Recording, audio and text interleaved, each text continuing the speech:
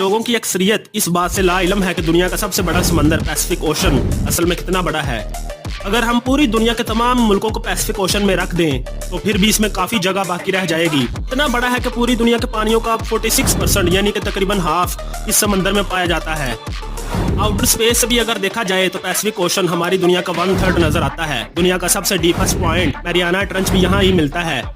ये इस समंदर का इतना गहरा पॉइंट है कि यहाँ माउंट एवरेस्ट के साथ 2 अदद बुर्ज खलीफा भी समा सकते हैं। पॉइंट नेमो जो कि पूरी दुनिया का सबसे आइसोलेटेड और तन्हा जजीरा है और खला के भी ज्यादा करीब है, इसी समंदर में पाया जाता है।